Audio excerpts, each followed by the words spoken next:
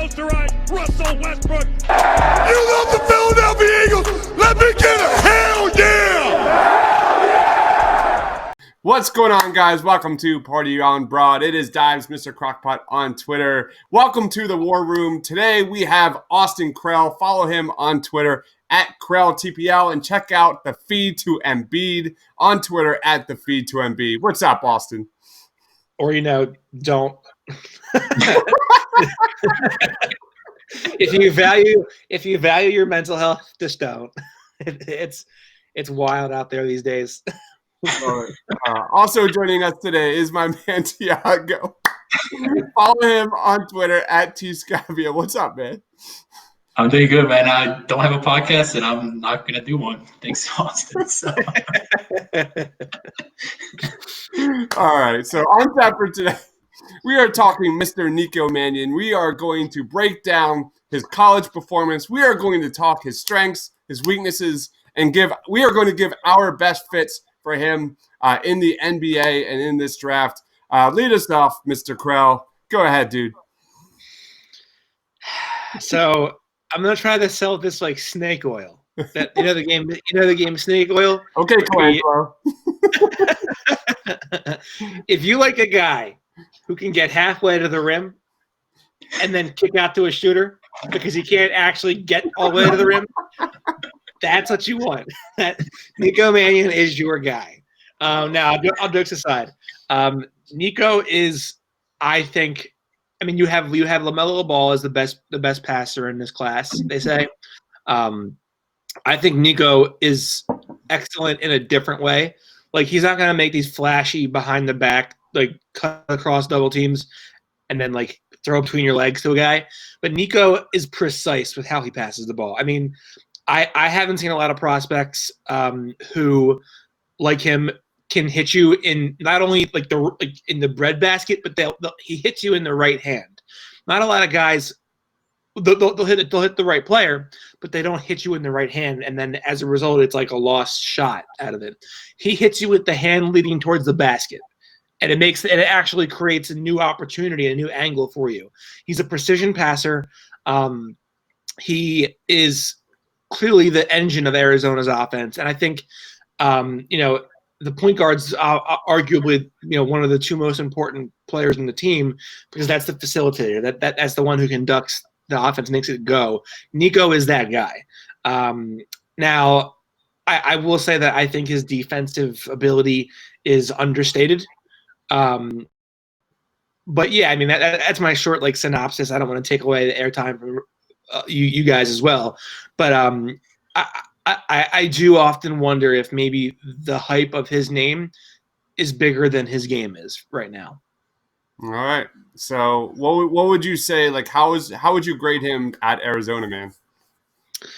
Well, they did have their ups and downs, and I think it was pretty correlated with how he performed in the games where he, doesn't score a lot or has turnover issues or isn't accumulating assists.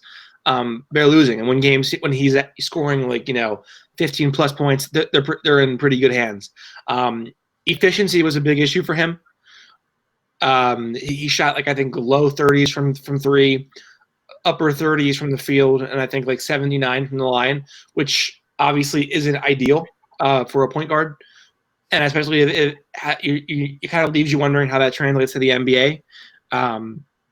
But I do have questions, but I think if you're looking for a guy who reads a defense well, can break a defense down with dribble penetration, and then find a big man, I think he's a very interesting prospect for sure. He really is. When you look at most projections, he's in that mid first round range. And when I saw your awesome breakdown, check that out at thepainterlines.com. That didn't scream mid first round pick to me. What about you, Thiago? Any reaction to Austin's comments, and what are some of Nico Mannion's strengths? Sure. I mean, first of all, what Austin was saying, his passing makes him one of the most fun guys to watch, just from the sheer how did he make that pass? Or man, that pass is right on point. So from that perspective, I completely agree with what Austin's saying.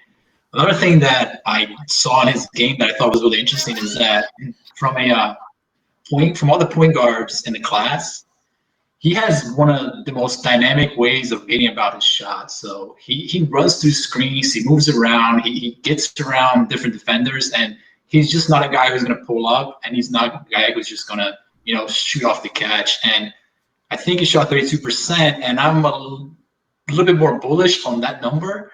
I think if you look at his form, you look at how he got his shots, I think there is a shooter there that can maybe even move into some sort of two-guard role in the NBA.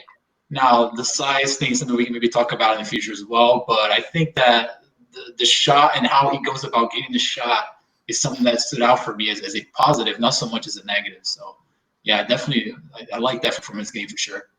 The other positive, the other strength that I like from Nico Mannion is he can play a little off ball. Like, you should never expect this guy to create any of his own offense here, but he definitely has the skills to play off ball. And what separates Nico from all the other point guard prospects, and you guys touched on it a bit, is his smarts. Like, this is a basketball smart, very basketball smart player, and he moves a lot actively. He's always moving without the ball. I just like the way he works off screens. I like the way he can make an impact without the rock. So that's something that stood out to me. Austin, lead us off, dude. You touched on it a little bit, but what are some of Nico Mannion's main weaknesses? So weaknesses, so in terms of like his shooting, I agree. The form is pretty good. His mechanics are fine, but in all the records that we have, all the documented history we have, he's only in 3 of the last 4 years, he's converted under 34% of his 3-point looks. So the 3-point percentage is a concern for sure. And I think he's largely going to get those jump shot looks out of the DHO early on. Yeah. And I don't think he's strong enough to like get past a defender who's cutting his lane off. But I do think one of like the main weaknesses is that you don't really isn't seeing in stats is I question his will to win. I question his desire to win.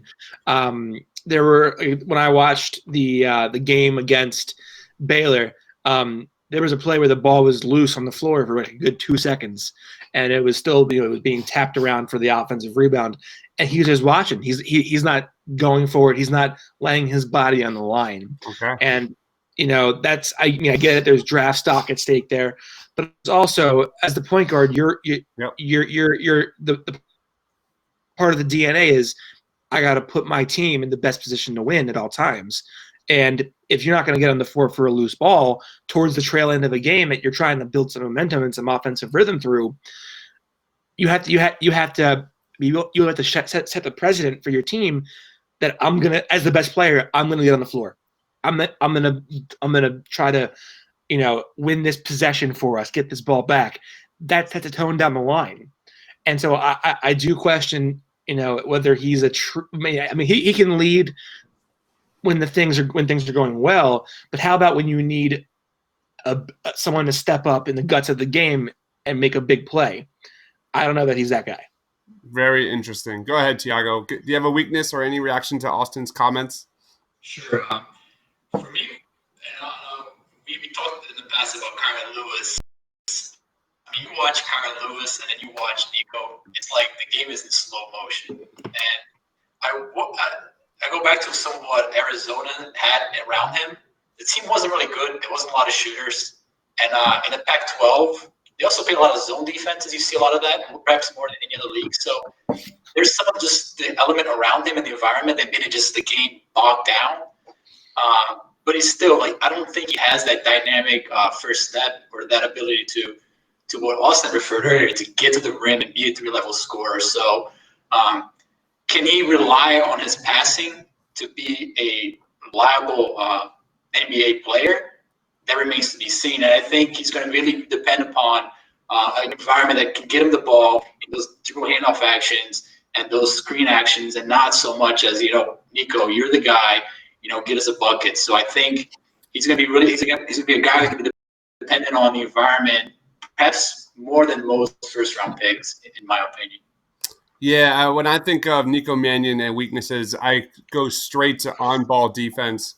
I think it's pretty obvious that Nico Mannion doesn't have the lateral quickness, the length, or the capacity to stick with his man on the perimeter. His wingspan is only 6'3", guys. So this is a guy that's always going to struggle keeping the man in front of him in the NBA. That's definitely the biggest area that he needs to focus on moving forward, at least for these next 2-3 years, man. So when you think that he's a low percentage shooter from three, and he doesn't play great defense, so what is he? So yes, he's very creative with the ball. He's very crafty. He's got tons of intangibles. Austin's point, that lack of concentration, that scares me.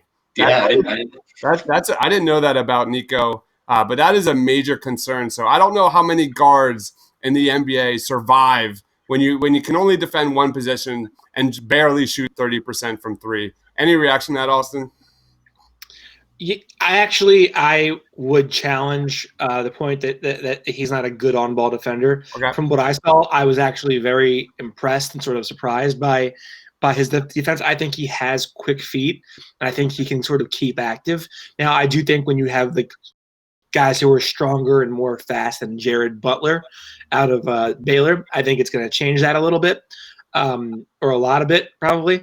But I do think that he does have a desire to be a good defender, and I think that's the most important part when a young prospect of becoming a good defender is the desire to be one.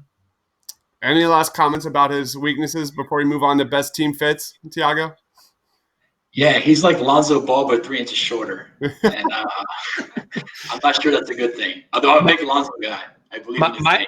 My concern with him would be like, right now he's probably like Ryan Arcidiacono. Yeah. Maybe that's like his floor, I guess, right now. And if that's the case, are you going to draft Ryan Arcidiacono in the first round? Or and keep in mind, Ryan's shooting like upper 30s, 40s from three. So does that mean that he's lesser than Ryan Arcidiacono? Or are you going to draft a guy who has strides to go before he's reached that level?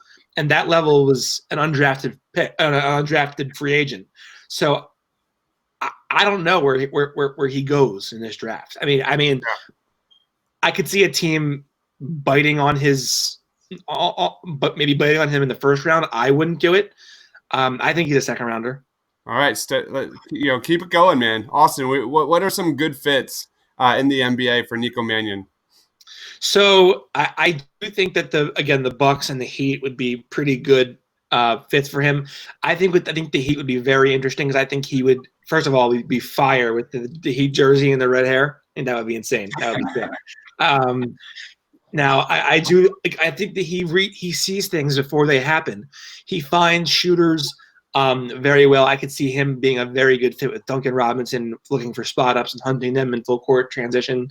Him like hitting Bam Adebayo for a quick hitter. I think that would be certainly something that you could see. I also don't know that you can have him on the floor in crunch time if you're the Miami Heat. I think the Heat are a very interesting fit, but I think he has ways to go before he's earned that trust. Awesome. Go ahead, Thiago. Who are some good team fits for Nico Mannion?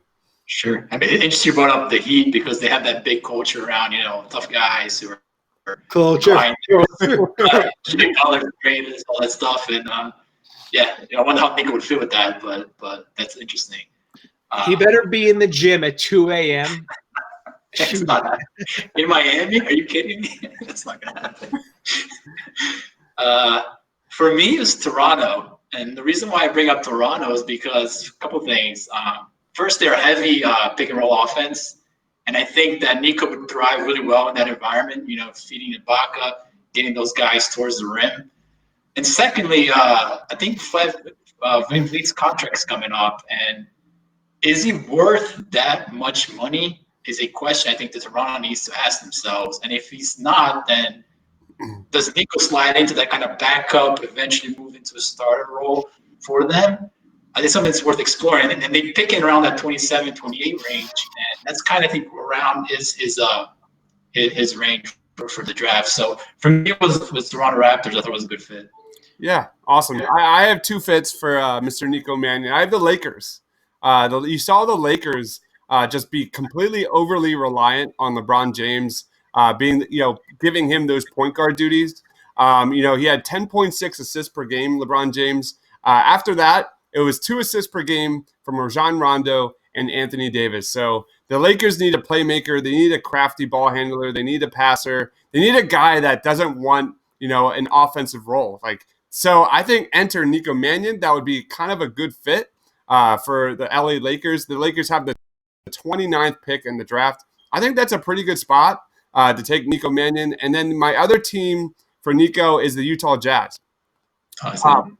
I think they have a lot of building blocks in place, obviously. But you have Emmanuel Mudiay, who's heading towards unrestricted free agency. So they can kind of wait on a guy like Nico Mannion to come in and play. And they have the 24th pick in this draft. So I think that is a really good spot to take Nico Mannion and take those backup point guard duties. So I got the Utah Jazz and the LA Lakers. Any last comments, Austin, before we wrap it up? A redheaded Italian in Canada would be a very interesting story. A redheaded Italian in Utah, Salt Lake City, at 20 years old. That would be a weird one as well. On that note, all right, so make sure you follow Austin on Twitter. He is KrellTPL on Twitter, and check out the feed to Embiid. That is the feed to Embiid on Twitter, and check out my man Thiago. He is the T Scabia on Twitter. For Austin, for Thiago, thanks for watching, guys. Stay awesome.